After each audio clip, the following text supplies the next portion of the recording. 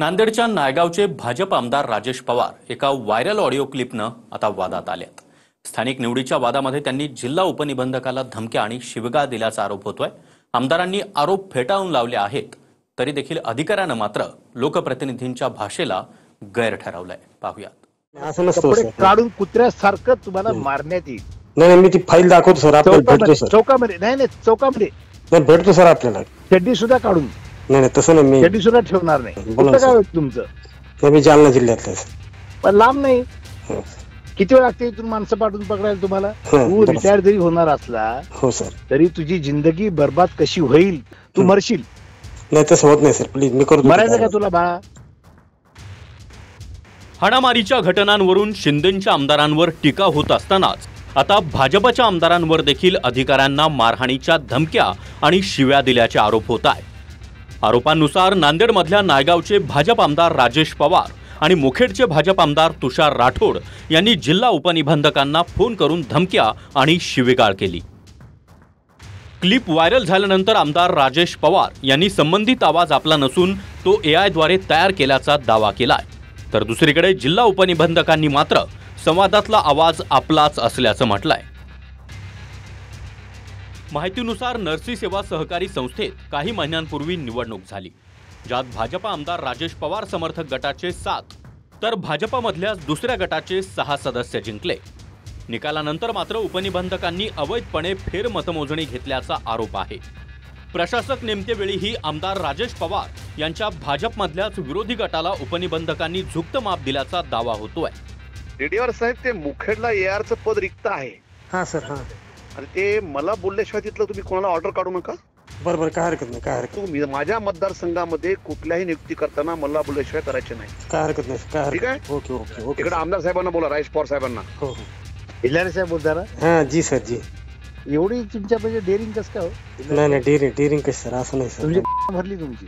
नाही तसं नाही हो सर। नाही हो, तुम्हाला हायकोर्टात तुमच्या विरुद्ध ताशेरे ओढले, जी तुम्ही सर। कुठल्या आमदाराला घेण्याला तयार नाही। नाही, तुम्ही असं काय नाही, राष्ट्रपतीच का काय? तुमची नाही. कशी एवढी भरली? हे रेकॉर्डिंग करा, व्हायरल करा। नाही तसं नाही हो सर। लाचेचे पैसे घालून घेणार आहेत का? नाही असं नाही सर होत। नाही तुम्ही तुमच्या नाही, सर. लेकरांच्या, तुमच्या भविष्याच्या तुम्हालाही पैसे पसणार नाही नाही सर, मी आपल्याला भेटतो शासनाचं सर। नुकसान करून, शासनाची फसवणूक करून तुम्ही हे जे हरामखोरपणा करायला लागला, तुम्हाला पसणार नाही। सर राज्यमंत्री महोदयांनी पत्र दिलं, आता तुम्ही फालतूपणा बोलू नका, मला पणा करू नका। मी आपल्याला भेटतो सर। काय तुम्हाला वाटते की मी रिटायर झालो की मला कोणी पकडत नाही, असं नसतं कपडे सर। काढून कुत्र्यासारखं तुम्हाला मारण्यात येईल। नाही मी ती फाईल दाखवतो सर, आपल्याला भेटतो सर। चौकामध्ये नाही चौकामध्ये नाही भेटतो सर आपल्याला। चड्डी सुद्धा काढून नाही तसं नाही, मी चड्डी सुद्धा ठेवणार नाही। तुम्ही काय अमेरिकेला पळून जाणार आहेत का? नाही असं नाही। बोला कुठं काय सर। होतं तुमचं? नाही मी जालना जिल्ह्यातला आहे सर। पण लांब नाही, हो. किती वेळ लागते इथून माणसं पाठवून पकडायला तुम्हाला?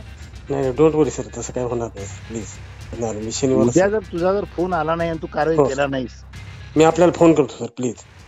नक्की नाही तू हो मरशील। नाही असं नाही सर। तू बोला रिटायर जरी होणार असला हो सर। तरी तुझी जिंदगी बर्बाद कशी होईल, तू हे जे कारनामे केले ना, शासनाची फसवणूक, नियमबाह्य पद्धतीने काम, तू मरशील। नियमबाह्य काम झालं असेल तरी सत्ताधारी अशी भाषा कशी वापरू शकतात, म्हणून विरोधकांनी सवाल केलाय। तर भाजप आमदार राजेश पवारांनी तो आपला आवाज नसून स्वतःच पोलिसात तक्रार दिली आहे की माझ्या नावे एक ऑडिओ क्लिप व्हायरल होत आहे सोशल मीडियामध्ये। मी स्वतःच आश्चर्यचकित झालो आणि मला वाटतं की माझ्या राजकीय विरोधकांनी एवढ्या खालच्या स्तरावर जाण्याची गरज नव्हती। AI तंत्रज्ञानाचा वापर करून माझ्या आवाजामध्ये अशी क्लिप तयार केली आहे आणि ती व्हायरल करण्यात आलेली आहे। मी उलट याचा निषेध करतो। होय, ती ऑडिओ क्लिप मी दिलेली आहे, परंतु लोकप्रतिनिधींनी एका अधिकाऱ्याला अशी भाषा वापरणं योग्य वाटत नाही। नरसी सोसायटीच्या संदर्भात आहे, विविध कार्यकारी सेवा सहकारी संस्था, त्यावर आम्ही जे माननीय मंत्री महोदयाला जे निवेदन दिलेले त्याच्या अनुषंगाने कार्यवाही करीत नाही। ती ऑडिओ क्लिप बघितल्यानंतर, ऐकल्यानंतर तुम्हाला ते सगळं लक्षात येईल। एक पद्धत असते अधिकाऱ्याकडून काम करून घेण्याची, आपण त्यांना रितसर बोललं तर निश्चितच काम होते, पण आपण सत्ताधारी आहोत आणि सत्ताधारी असल्यावर आम्ही काय करू शकतो अशी अरेरावीची भाषा एखाद्या अधिकाऱ्याला वापरणं हे अत्यंत चुकीचं आहे। मी त्यांना विचारा, मला विचारण्यापेक्षा काय विषय मला माहित नाही। मी त्यांना विचारा, मला विचारण्यापेक्षा काय विषय मला माहित नाही। ज्ञानेश्वर लोंढे, TV9 मराठी, नांदेड.